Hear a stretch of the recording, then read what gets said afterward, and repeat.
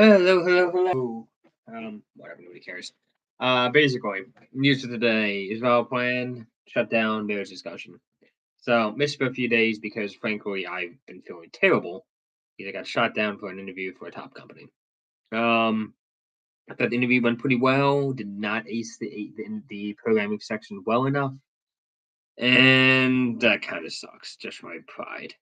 I think of myself as smart, and this proves that I'm not, which is painful. But anyway, three topics today: Israel plan, shutdown, no discussion. The Israel plan is actually somewhat similar to what the plan I thought of a while back.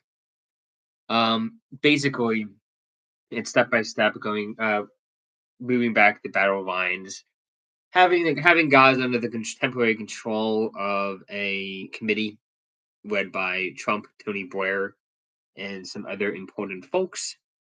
Military control technically still under Israel. Borders opened up for trade. That's basically what the deal is. Which is actually a pretty good deal. Say what you want about Tony Blair, he is a capable operator. People are like, "Oh, Trump's going to control Gaza." No, he's not. It's going to be Tony Blair. We all know it.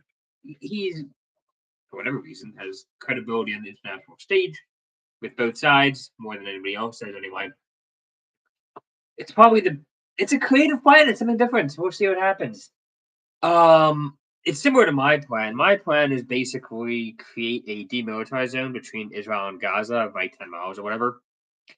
And this plan has that zone in between them.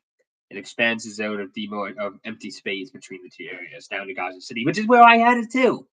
My idea is having that border region controlled by Saudi Arabia. Saudi Arabia can get a transportation railway or something that goes from Saudi Arabia to the Mediterranean Sea, so they are not embargoable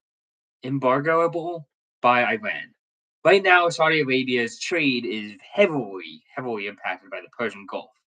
Iran can basically use their navy, such as it is, to stop Saudi Arabia from trading. If Saudi Arabia had a port on the Mediterranean, it could get away without that. And people are like, "Oh no, what about immigration?" No, Saudi Arabia is not going to overpopulate everybody. That's not Saudi's gig. This is close. This is close to that plan, and I think this plan could work. There are some other things that are nice about it from a more political standpoint. It would distract Tony Blair. Like, if you understand UK, you understand Tony Blair is like the brains behind the establishment there. You would take those brains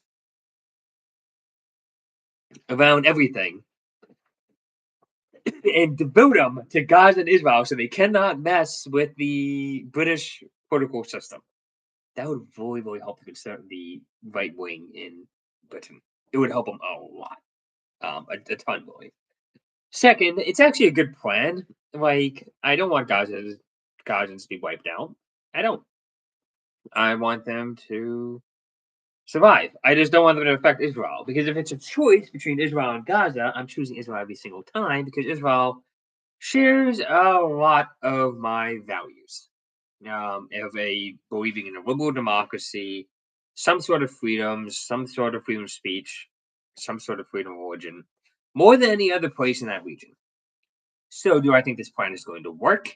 No. I think Israel is going to sign and Gaza is not going to because they're an apocalyptic death cult that realizes that if they just keep going and sacrifice another million of their people, they can win or think they can win anyway through international support.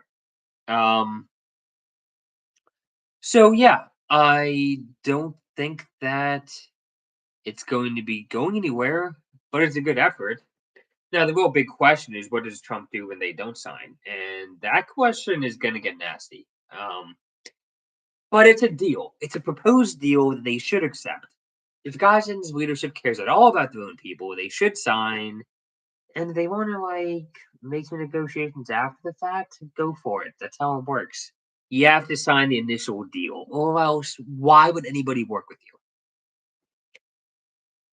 I think it's a good point. Especially having it under a committee and eventually under the control of Saudi Arabia. I think it's a good plan.